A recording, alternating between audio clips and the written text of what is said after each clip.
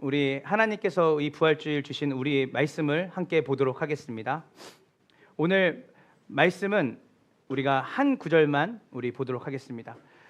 누가복음 15장 24절입니다. 우리 함께 보도록 하겠습니다. 누가복음 15장 24절입니다. 우리 큰 소리로 합독하도록 하겠습니다. 준비 시작. 죽었다가 살아났고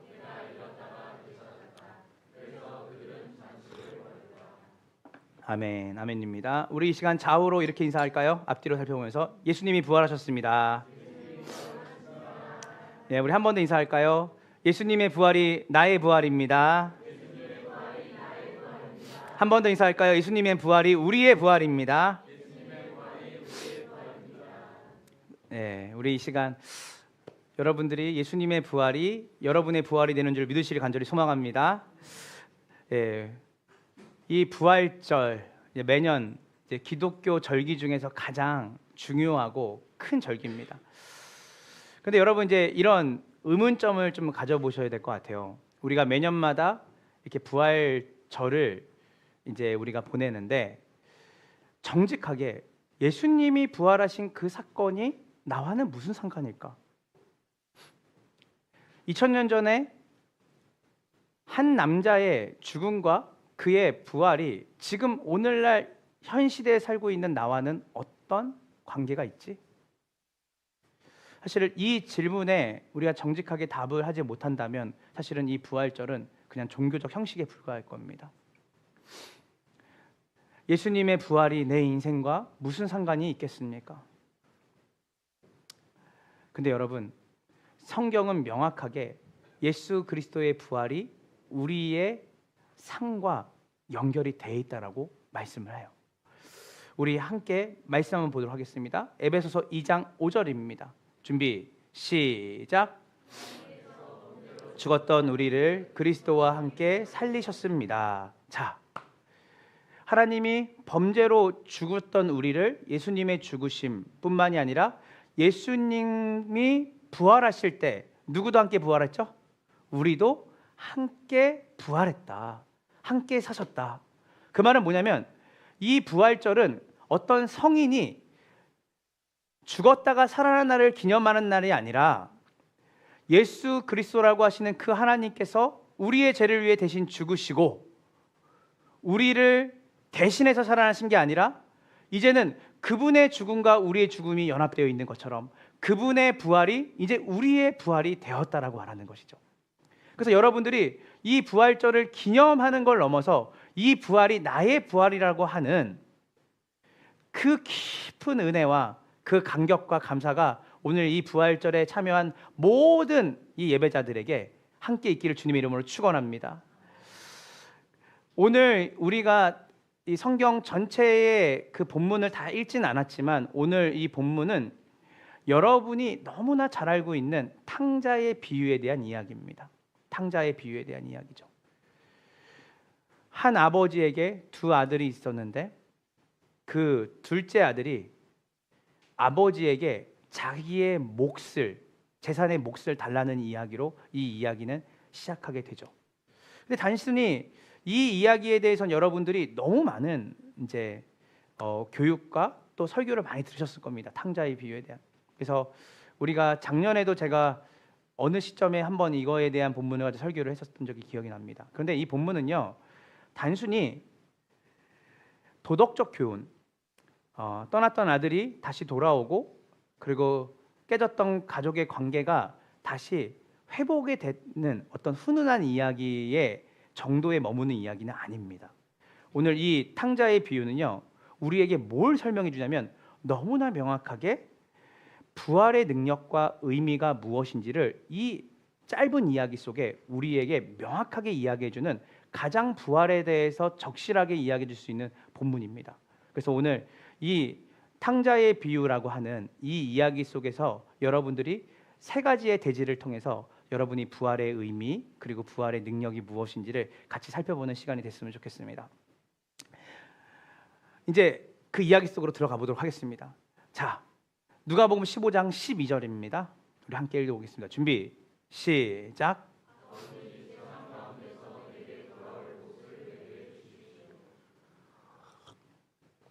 한 아버지에게 두 아들이 있었는데 이 이야기는 이렇게 바로 시작합니다. 바로 뭐 서론이 없으면 뭐 행복하게 살고 있었는데 이런 게 아니라 갑자기 본론적으로 갑자기 둘째 아들이 아버지에게 뭐라고 하냐면 아버지 재산 가운데서 내게 돌아올 몫을 내게 주십시오. 근데 이것은 단순한 요청 이상의 또한 무례함 이상의 의미를 가져요. 여러분 우리가 지금 이제 현대사회에 살고 있더라도 우리 부모님이 살아계시는데 아버지가 부모님이 돌아가시고 나서 받아야 될 그 어떤 분깃이 있다면 살아계시는데 주신 것도 아닌데 내가 가서 그 재산을 주세요 라고 하는 부분은 굉장한 무례함이죠 사실은. 그런데 이 시대 속으로 들어가 보면 고대 중동 문화예요. 여기가 고대 중동 문화에서는 아버지가 자식에게 주는 유산은 어느 때만 그 분배가 되냐면 아버지가 반드시 죽어야 됩니다. 아버지가 죽은 후에나 뭐예요? 아버지가 그 자녀들에게 줄 재산이 분배가 될 수 있었는데 살아있는 아버지가 살아계시는데 그 아버지에게 유산을 요구한다는 것은 이런 의미와 같습니다. 나는 이제 아버지가 죽은 사람으로 생각하겠습니다. 더 나아가서는 나는 이제 당신과의 관계를 원하지 않고 당신 없이 내가 원하는 대로 제가 살고 싶습니다. 즉 이제는 아버지 없이 저의 인생을 꾸려나가고 싶습니다. 아버지를 없다 치고 제 인생을 제가 주도해서 살고 싶습니다 라고 얘기하는 것 같아요. 그런데 이 아버지가 그 분깃을 줍니다. 줘요. 근데 얼마 지나지 않아서 이 탕자가 아버지의 분깃을 가지고 아버지를 떠나 살아가는 삶이 무너져요. 어느 정도까지를 무너지냐면 누가복음 15장 16절입니다. 준비 시작.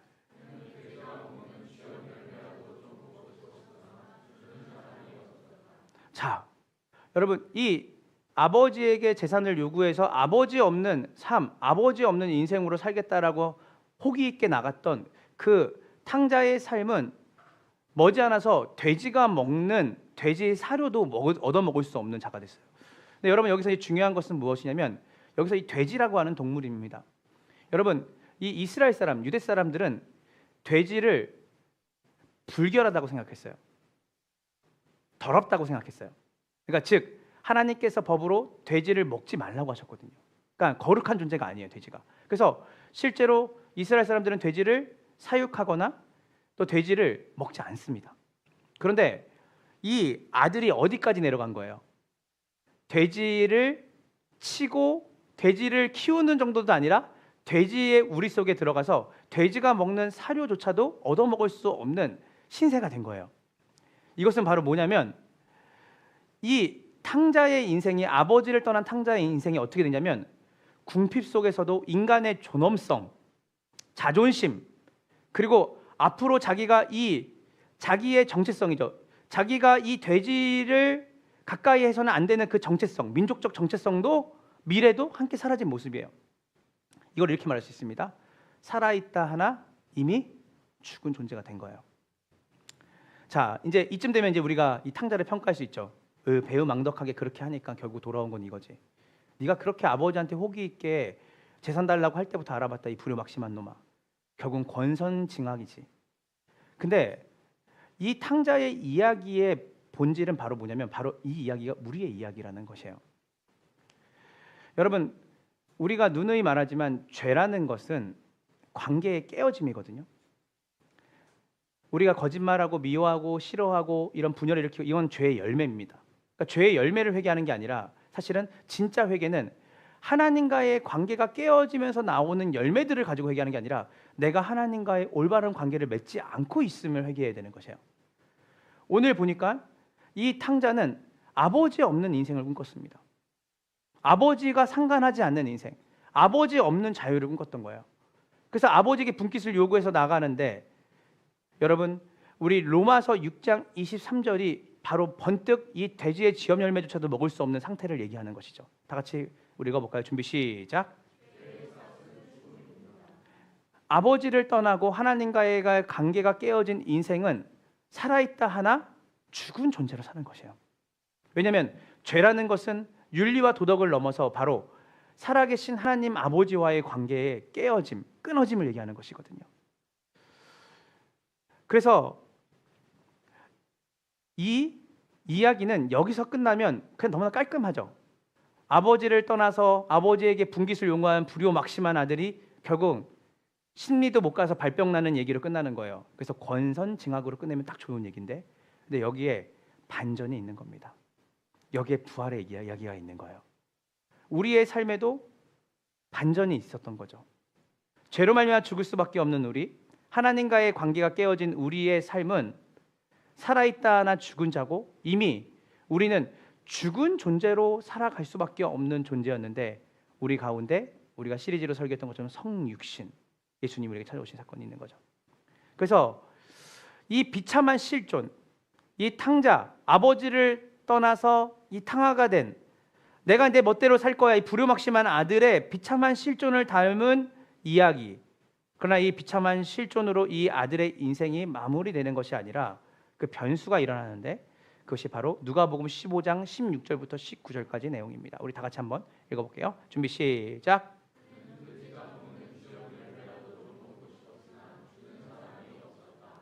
그래서야 그는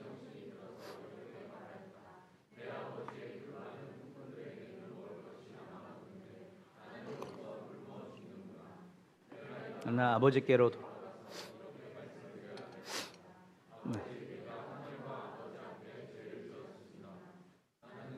아버지의 아들이라 불릴 자격이 없으니 나를.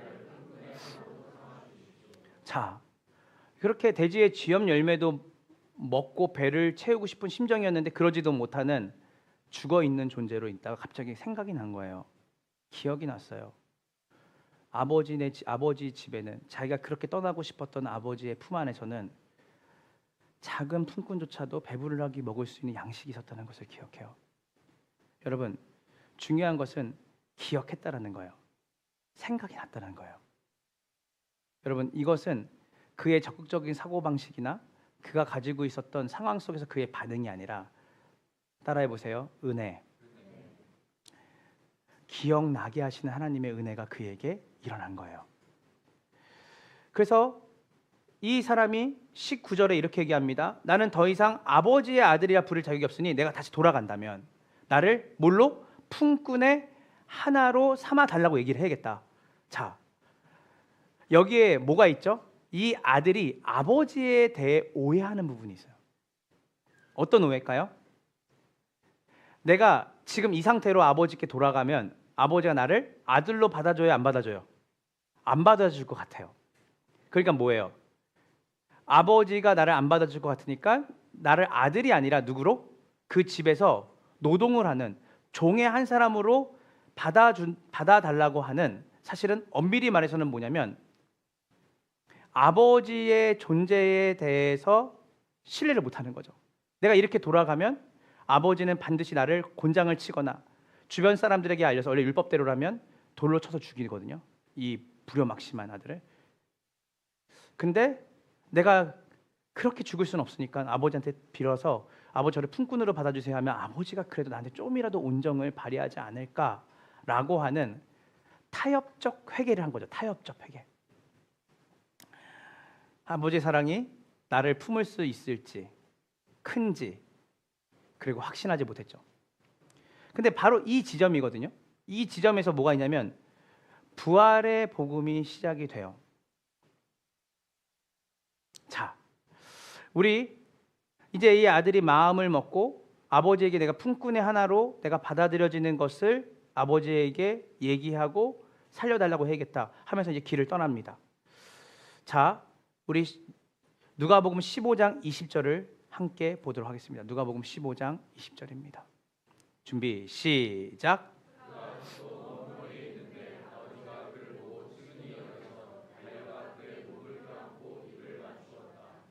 자, 이게 되게 중요하거든요.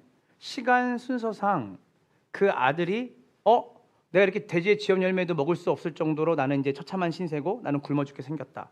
내가 갑자기 아버지가 떠오르네. 아버지께로 돌아가야겠다. 그래서 우리가 언뜻 보면 이 아들이 선행이죠. 내가 결단을 하고 내가 그 아버지를 찾아가야겠다고 했기 때문에 이 아들에게 구원이 있다고 생각하지만 전혀 다른 시간의 순서가 벌어집니다.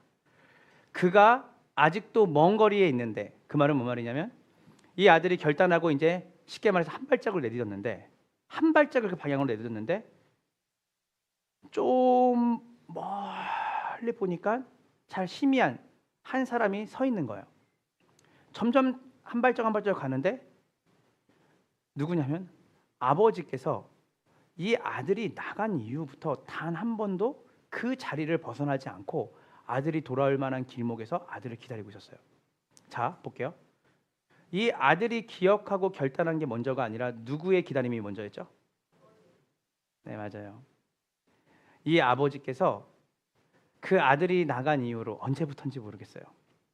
이 아들이 언제 돌아올지 어떻게 계산을 하고 있는 게 아니라 그 아버지는 여기 본문에는 늘 기다리시는 분으로 있어요.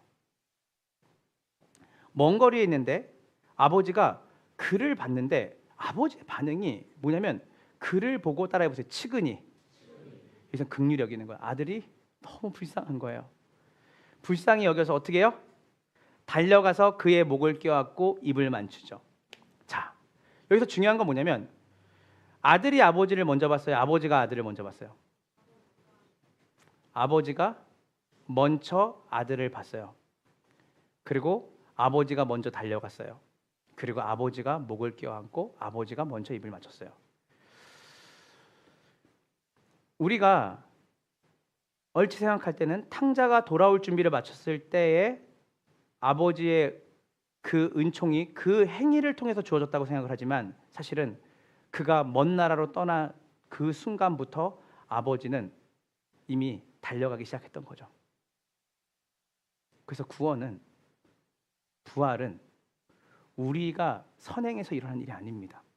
바로 아버지의 측은히, 긍휼이, 불쌍히 여기심이 그 아버지의 선행으로 이루어진 구원이라는 걸 믿으시길 간절히 소망합니다. 그런데 여기서 주목해야 될 것은 아버지가 그를 보고 측은히 여겨서 뭐하죠? 달려갑니다. 달려가. 유대 문화에서 가장 수치스러운 것 중에 하나가 한 랍비가 이렇게 얘기하더라고요. 한 집의 가장과 그리고 한 마을의 어른은 달려서는 안 된다. 자기의 체면을 지키고 그리고 자신이 가지고 있는 무게를 견뎌내야 된다. 그래서 달리는 것을 뭐라고 생각했냐면 체면을 구기고 수치를 껴안는 거라고 생각했어요. 그냥 뛰는. 그 당시에는 우리처럼 이렇게 바지 웃도리가 나눠져 있는 게 아니었거든요. 그러니까 뛰려면 얼마나 불편하게 뛰겠어요. 이렇게 뛰면서.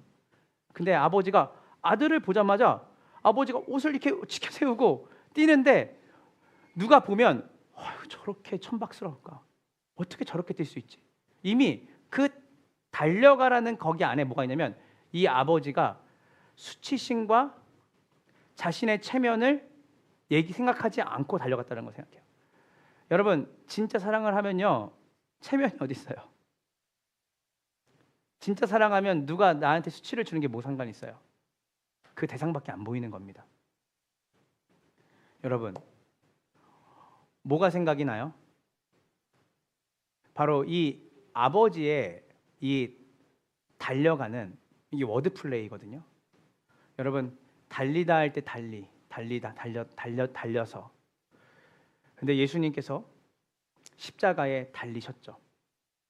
이 달리심이라는 것, 이것은 하나님이신 그분이 온갖 조롱과 온갖 수치와 온갖 모욕을 당하면서 우리에게 달려오신 사건이 뭐냐면 바로 십자가입니다.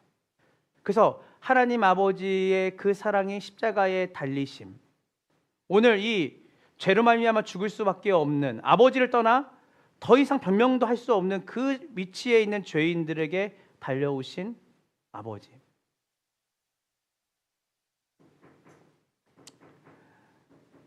이 아버지의 달려옴이 거리를 단축시켰죠.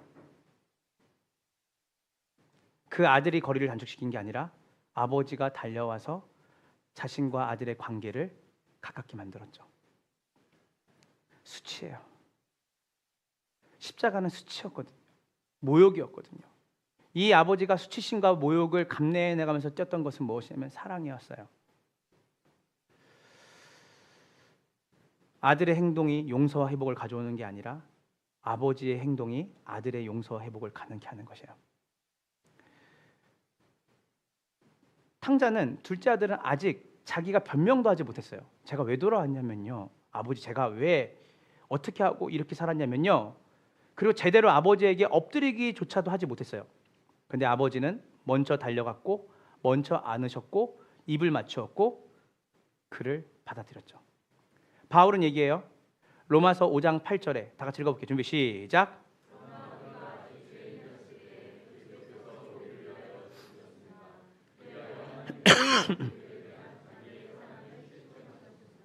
자, 따라해 보세요. 우리가 아직 죄인이었을 때, 자, 우리가 죄인이었을 때, 우리가 어떤 선행을 하기도 전에 이미 우리를 위하여 죽으시기로 결단하셨죠. 결정하셨어요. 우리의 선행이 아니라 아버지의 선행이죠. 십자가에서 달리심은 죄인을 향한 달리신 아버지의 달리심이고, 그 달리심은 십자가고, 그 달리심의 결론은 뭐냐면 따라해 보세요. 부활이에요. 그래서 부활은 단지 우리가 되살아난다라고 하는 그런 어떤 능력의 사건을 넘어서 십자가의 수치를 통과한 하나님의 사랑의 열매가 부활이죠.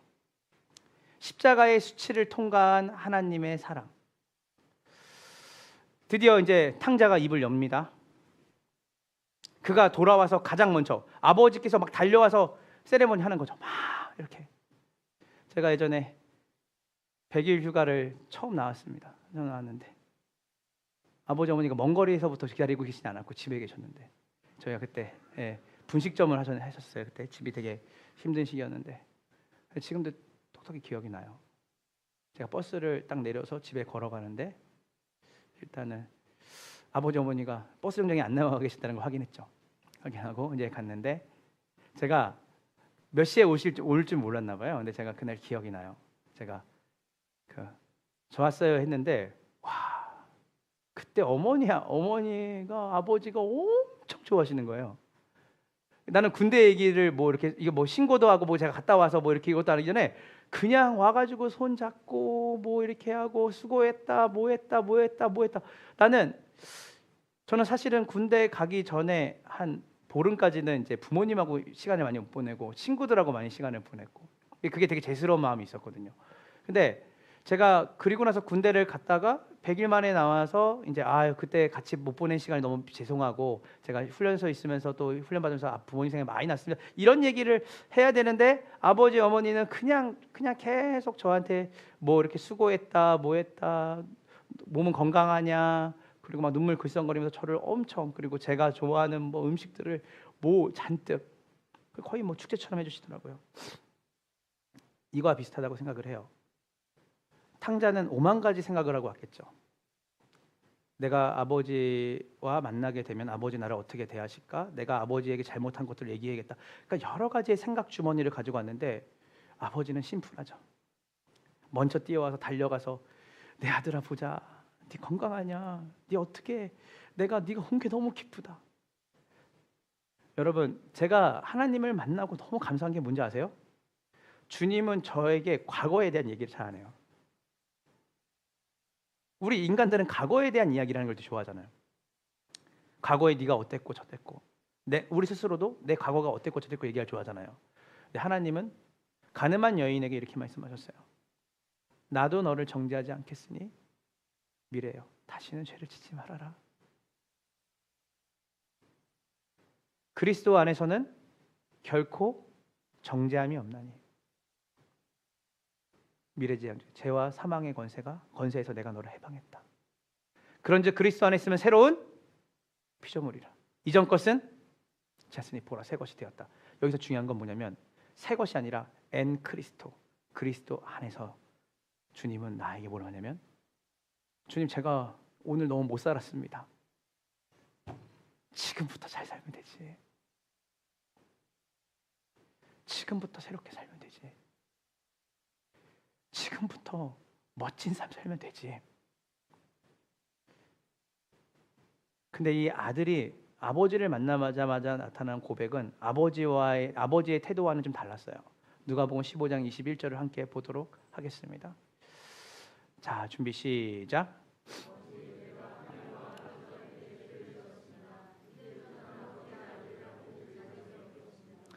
이 탕자의 이 고백은 진심이죠. 그래서 뭐라고 말했냐면, 아버지, 저는 이 아버지와는 전혀 상반되는 거예요. 아버지는 그냥 그 존재 자체로 이렇게 품어주시는데, 이 아들은 그 수치심과 죄책감에 따라서 뭐라고 말하냐면, 저는 아버지와 아버지에게 아들이라 부를 자격이 없습니다. 그래서 아까 뭐라 그랬죠? 품꾼의 한, 저를 종으로 저는 받아달라는 얘기를 이렇게 하고 싶었던 거예요. 이 아들은 종으로 살 생각하고 온 거예요. 아들이 아니라. 그러니까 여러분 기억하세요. 죄책감과 수치심은 그렇게 하나님의 자녀로 우리가 살아가는 삶을 막아서요.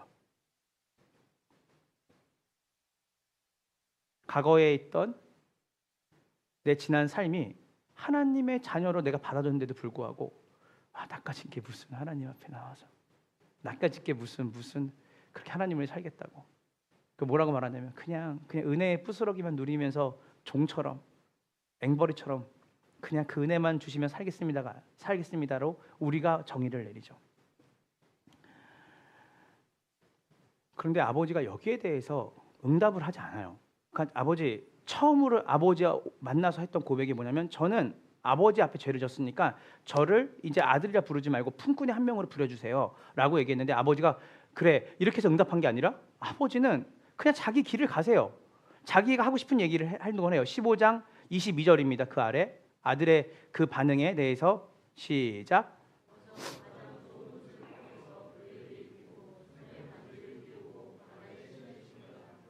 여기서 옷, 반지, 신발이 가지고 있는 의미가 있습니다.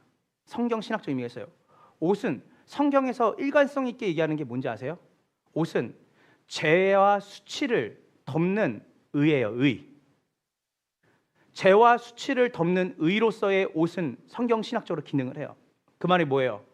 아버지께서 저는 죄를 많이 져서 했더니, 아버지가 하는 게 뭐냐면 바로 옷을 갈아입혀요. 그 말은 뭐냐면 그 죄와 수치를 아버지께서 뭐 한 거예요? 덮으신 거예요. 그리고 반지를 끼는데, 이 반지는 일관성 있게 말하는 게 뭐냐면 신분과 권위의 회복이에요. 이제는 아들의 신분으로, 아들의 권위로 네가 다시 들어오게 됐다는 걸 의미하는 거예요. 마지막 신발은 뭡니까? 종은요, 이게 되게 의미가 복잡한데 이 한 가지 의미가 되게 저는 뭉클하더라고요. 그 당시에 종들은 신발을 신지 않았대요. 이 아들은 뭘로 받아들여지기 원했죠? 종으로 하는데, 아버지가 아들의 발에 신발을 신겨줘요. 이 신발의 의미는 뭐냐면 자유인의 표시예요. 그리고 새로운 삶을 살아갈 수 있다라고 하는 표징이에요. 자, 이 옷, 반지, 신발은 바로 뭐와 관련되어 있는 거냐면, 따라해 보세요. 정체성. 이 아들은 자기가 죄인의 정체성으로 온 거예요, 아버지한테. 그래서 뭐 하죠? 죄인의 정체성을 가진 사람은 가장 최고로 바랄 수 있는 게 뭔지 알아요? 용서예요. 근데 아버지는 아들을 죄인으로 여기지 않았어요. 아버지는 아들을 아들로 여겼어요. 그리고 그 아들의 정체성을 회복시켰죠. 그게 옷이었고, 그게 반지였고, 그게 신발이었어요. 이것이 부활의 능력이에요. 부활은 단순히 우리의 죄를 예수님이 사하셨다라는 것 정도가 아니라, 부활은 우리에게 새로운 정체성과 새로운 삶으로, 좀 어렵게 말해서는 이전 시대에 대해서는, 이전 역사에 대해서는 죽고, 이제는 come to age죠. 오는 세대. 이제는 하나님 나라의 백성으로 살아가는, 하나님의 딸과 아들로 살아가는 새로운 정체성으로 살아가는 제2의 인생이 여러분에게 개막됐다고 선포하는 게 뭐냐면 예수님의 부활이에요.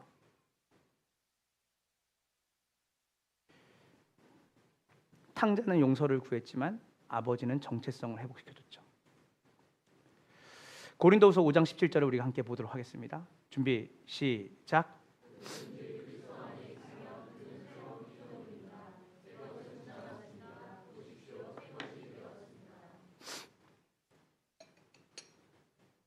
새로운 피조물, 옛것은 지나갔다, 보십시오. 여러분이 새 것이 되었습니다. 여러분의 과거의 삶이 어떻든 뭐하든 상관없다는 말은 아닙니다. 그러나 그 모든 것을 대신 짊어지고 죽으신 분이 있다는 거예요. 그래서 그리스도 안에서가 중요합니다. 그래서 여러분에게는 이제는 그분이 여러분의 모든 죄를 그분이 담당하여 죽으시고 그분이 부활하심으로 이제는 여러분이 죄에 대해서는 죽고 하나님에 대해서는 산 자로 살아가는 새로운 삶이 여러분에게 열리게 된 거예요. 그래서 우리가 아까 읽었던 이 아들은 죽었다가 다시 살아난 자다. 죽었다가 다시 살아난 자다. 이것은 죄와 사망에서 구원받은 우리의 모습을 나타내는 것이죠. 하나님은 단지 죄를 덮어주는 구원을 하신 게 아니라 죄를 사하시고 우리에게 새롭게 정체성을 부여해 주시는 그 놀라우신 부활의 능력을 우리에게 주신 줄로 믿으시길 간절히 소망합니다. 그래서 탕자는 종이 되고자 했지만 아버지는 탕자를 아들이라고 선언했고요. 단지 과거를 무효한 것이 아니라 완전히 새로운 미래를 허락하신 것이에요. 이제는 여러분들이 새로운 삶을 살게 되신 거예요. 아까 잠깐 이제 교육을 잠깐 하는데 뭘 느끼셨어요? 라고 물어봤는데 한 분이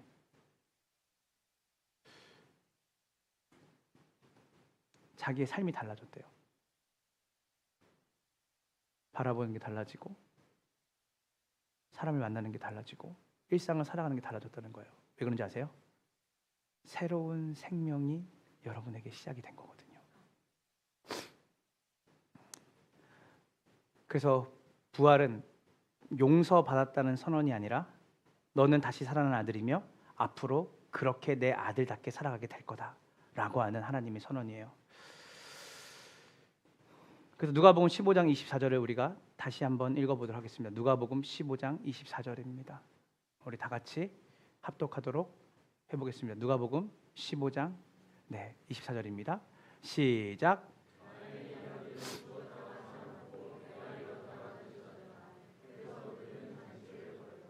자, 이 내 아들은 죽었다가 살아났고 내가 잃었다가 되찾았다.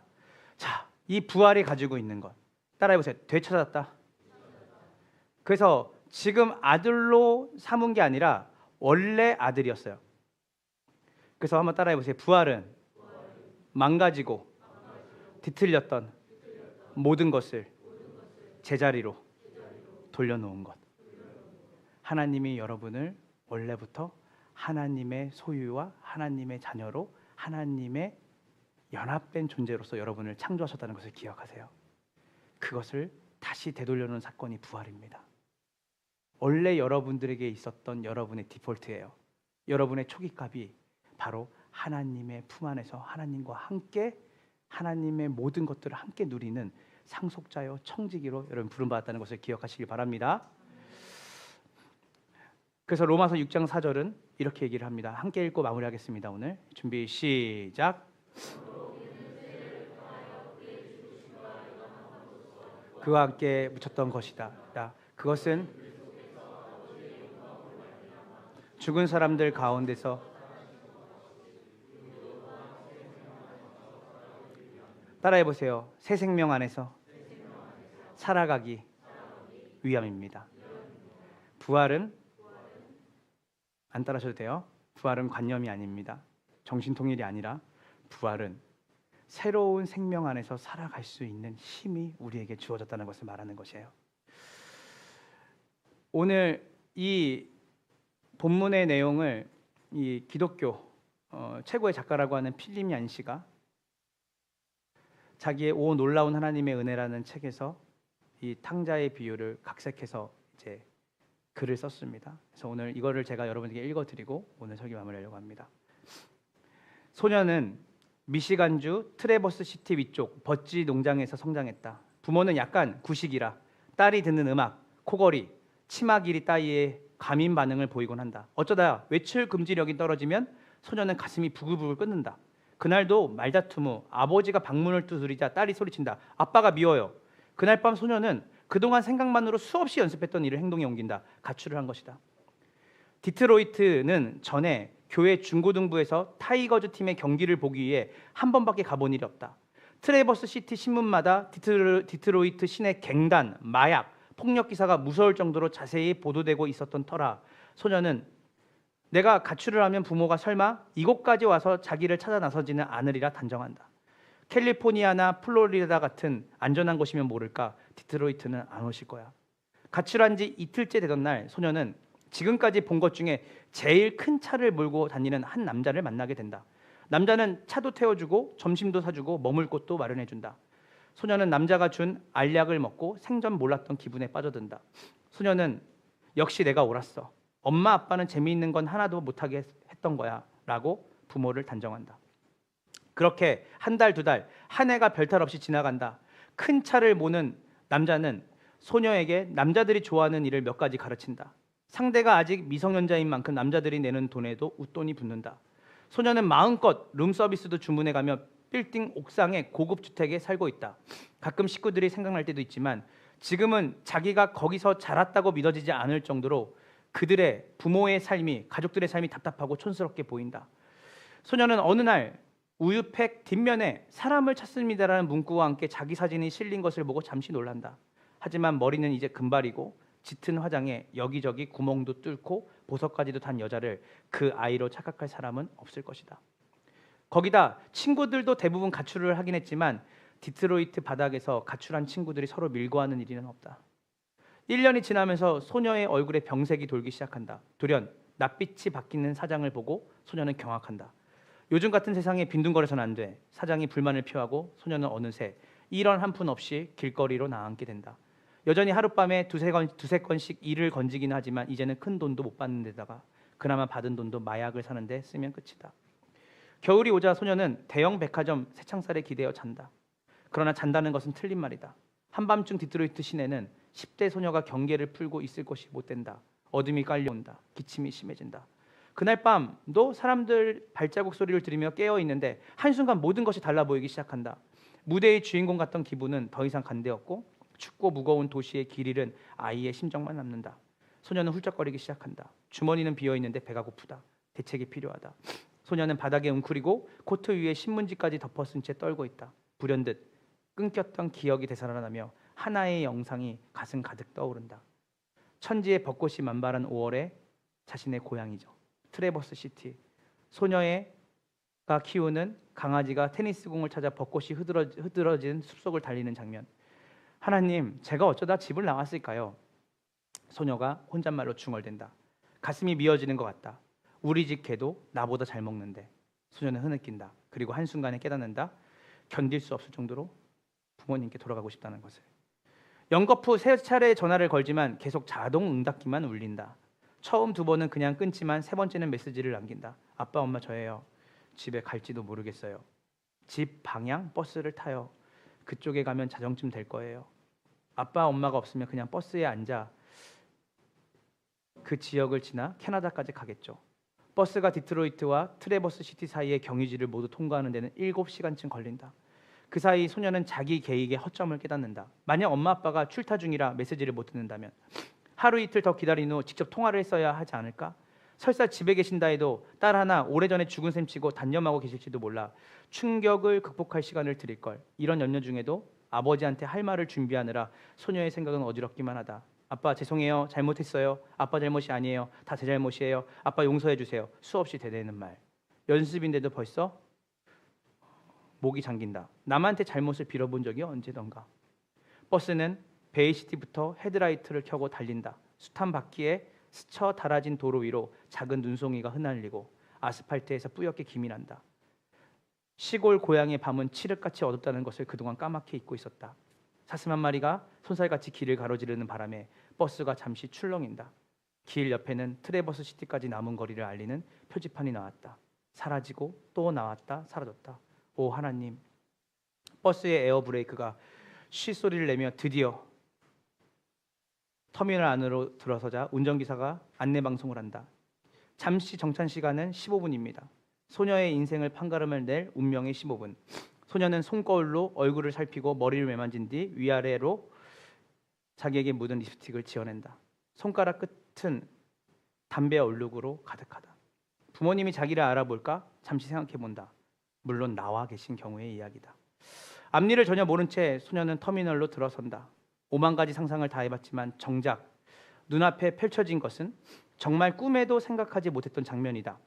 콘크리트 벽에 플라스틱 의자일 뿐인 시골 마을의 시티 터미널 안에 형제 자매로부터 시작해 삼촌들, 사촌들, 할아버지, 증조할머니, 이모할머니까지 무려 40명이나 되는 일가 친척이 다 나와 서 있는 것이다.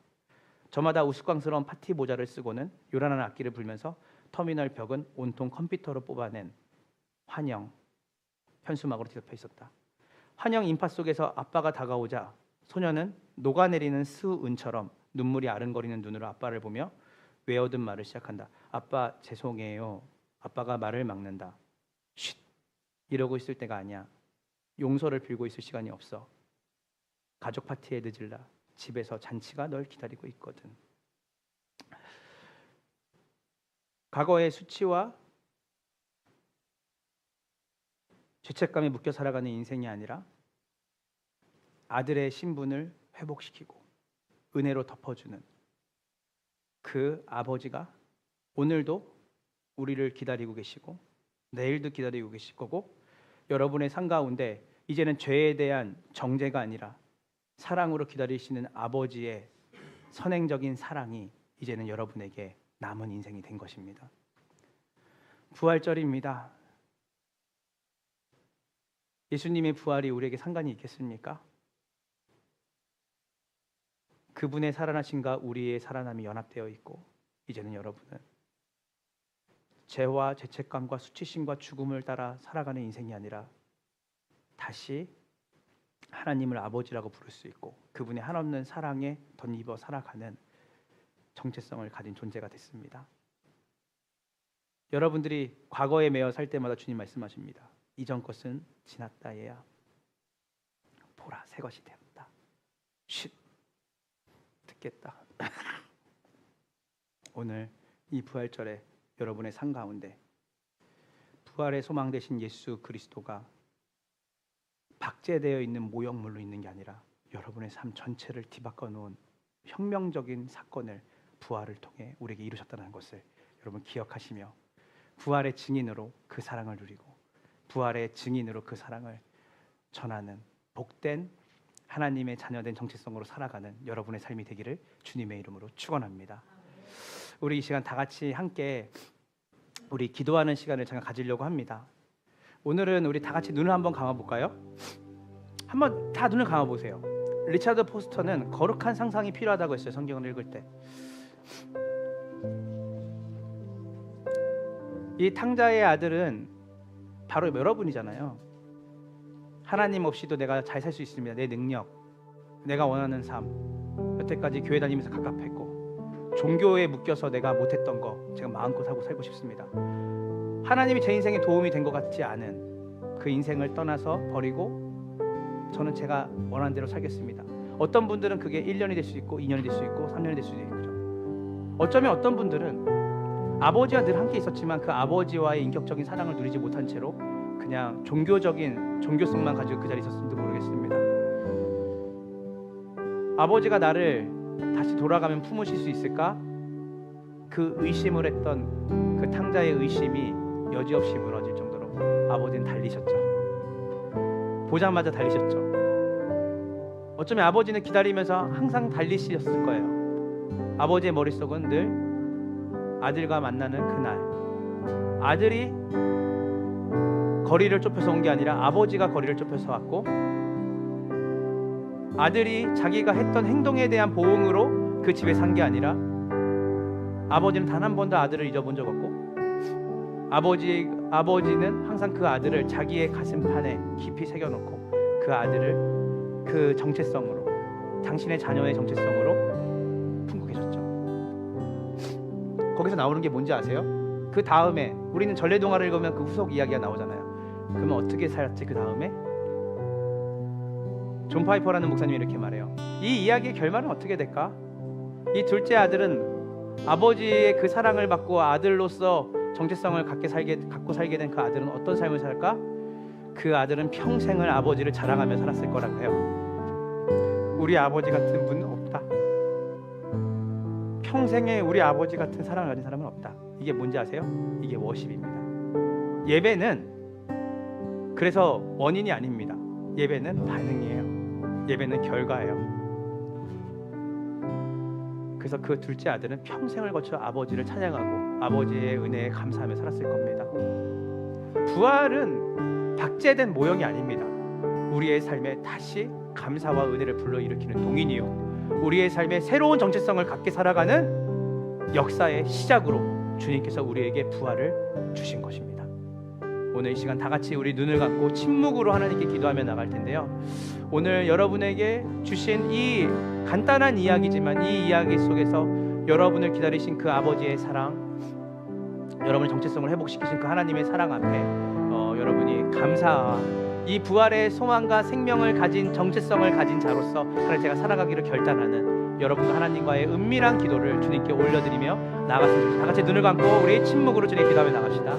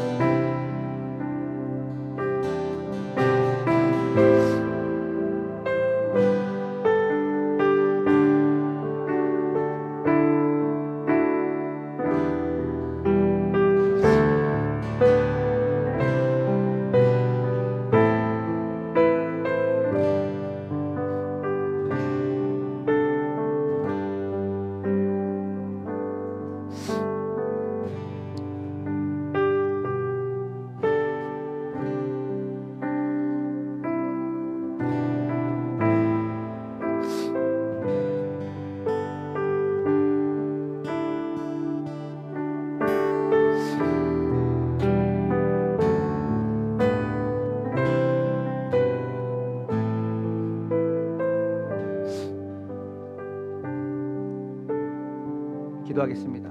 주님, 나는 아버지를 떠나 내 인생을 내 뜻대로 꾸리려 했습니다. 그 결과 무너졌고 죄의 무게 속에 스스로 주워갔습니다. 그러나 주님, 나를 먼저 사랑하셔서 십자가를 통과해 달려오셨고 부활의 능력으로 나를 다시 살려주셨습니다.